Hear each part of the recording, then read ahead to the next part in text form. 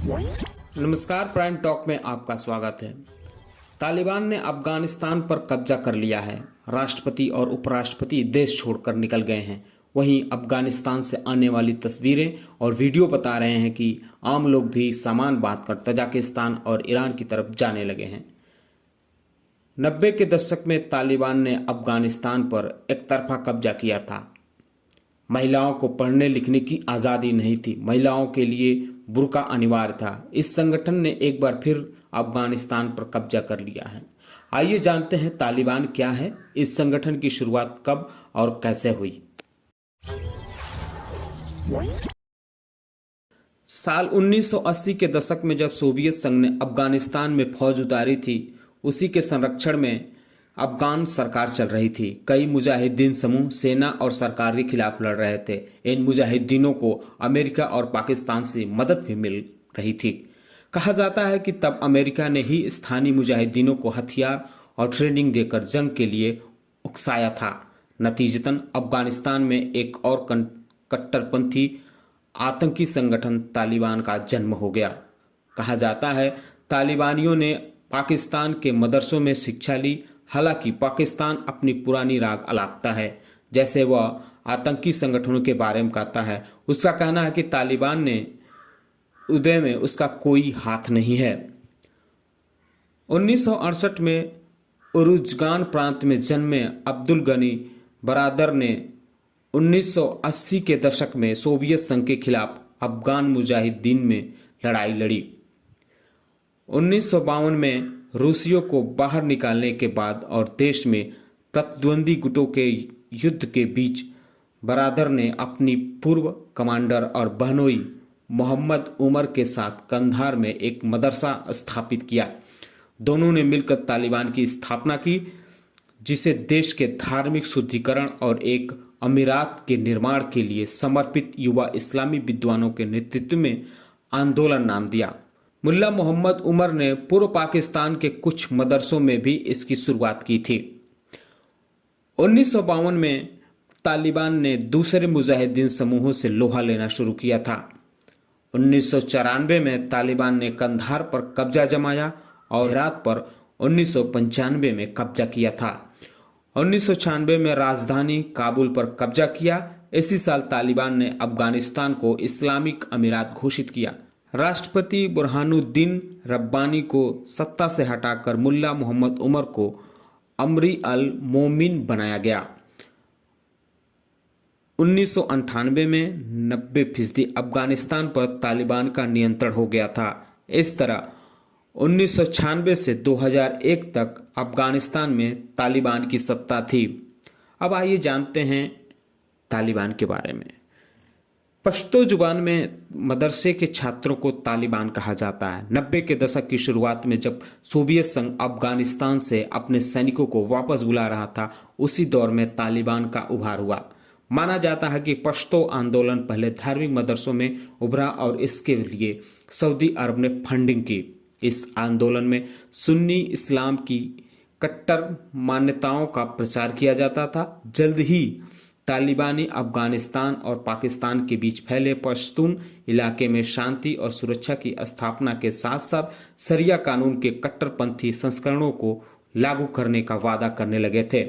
इसी दौरान दक्षिण पश्चिमी अफगानिस्तान में तालिबान का प्रभाव तेजी से बढ़ा।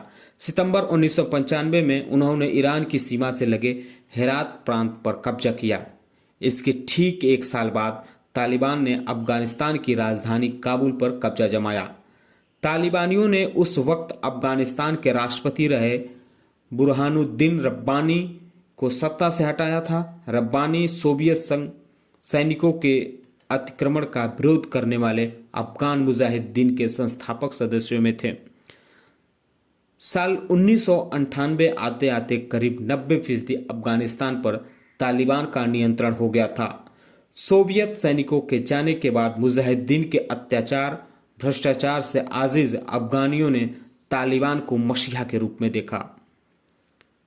भ्रष्टाचार पर अंकुश, अराजकता की स्थितियों में सुधार, सड़कों का निर्माण और नियंत्रण करने वाले इलाकों में कारोबारी ढांचा और सुविधाएं मुहैया कराना, इन कामों के चलते शुरुआत में तालिबान लोकप्रिय भी हुआ, लेकिन इसी दौरान तालिबान ने सजा देने के इस्लामिक तौर तरीकों को लागू किया, जिसमें हत्या और व्यभिचार के दोषियों को सार्वजनिक तौर पर फांसी देना, चोरी के मामले में दोषियों के अंग भंग करने जैसी सजाएं शामिल थीं। पुरुषों के लिए दाढ़ी और महिलाओं के लिए पूरे शरीर को ढकने वाले बुर्के का इस्तेमाल करना जरूरी कर दिया गया था। तालिबान ने टेलीविजन, संगीत, सिनेमा पर पाबंदी लगा दी और 10 साल और उससे अधिक उम्र की लड़कियों के स्कूल जाने पर रोक लगा दी।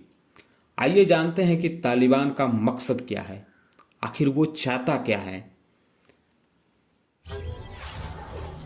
अफगानिस्तान में तालिबान की जड़ें इतनी मजबूत हैं कि अमेरिका के नेतृत्व में कई देशों की फौज के उतरने के बाद भी इसका खात्मा नहीं किया जा सका।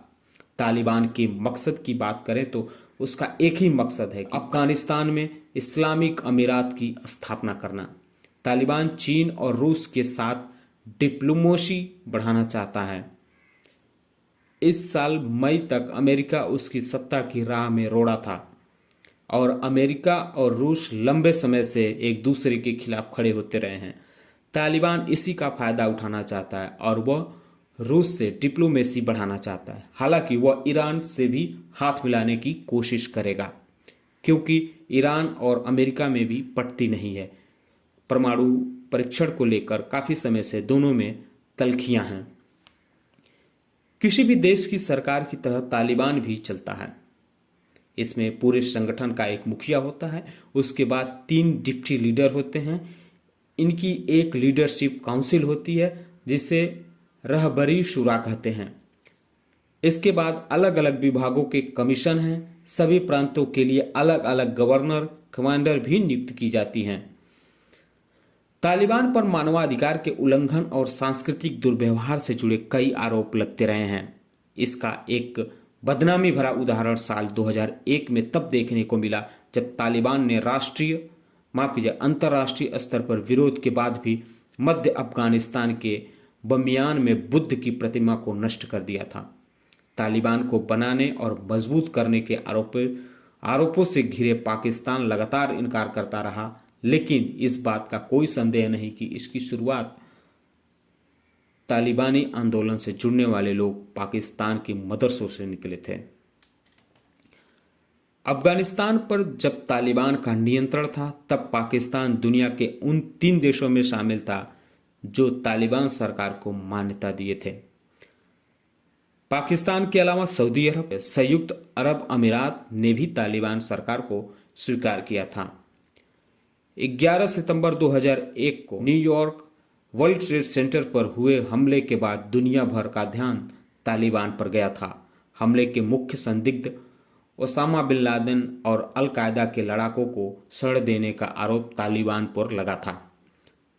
7 अक्टूबर 2001 को अमेरिका के नेतृत्व में सैन्य गठबंधन ने अफगानिस्तान पर हमला कर दिया और दिसंबर के पहले सप्ताह में तालिबान का शासन खत्म हो गया।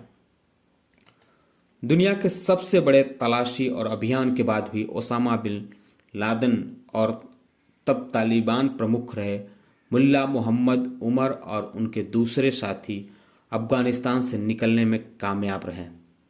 तालिबान के गुट कई लोगों ने पाकिस्तान के क्वेटा शहर में पनाह ली और वहां से लोगों को निर्देशित करने लगे थे। हालांकि पाकिस्तान सरकार क्वेटा में तालिबान की मौजूदगी से हमेशा इनकार करती आई है।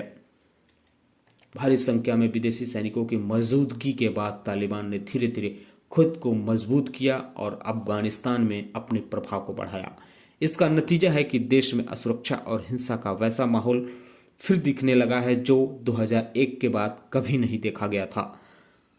सितंबर 2012 में तालिबान लड़ाकों ने काबुल में कई हमले किए और नेटो के कैंप पर भी धावा बोला। साल 2013 में शांति की उम्मीद तब जगी थी जब तालिबान ने कतर में दफ्तर खोलने का ऐलान किया था। हालांकि तब तालिबान और अमेरिका सेना का एक दूसरे पर भरोसा कमजोर था, जिसके चलते हिंसा नहीं थमी। अगस्त 2015 में तालिबान ने स्वीकार किया कि संगठन ने मुल्ला उमर की मौत को 2 साल से ज्यादा समय तक जाहिर नहीं होने दिया। मुल्ला उमर की मौत कथित स्वास्थ्य समस्याओं के चलते पाकिस्तान के एक अस्पताल में हुई थी। इसी महीने समूह ने मुल्ला मंसूर को अपना नया नेता चुने जाने की घोषणा की थी।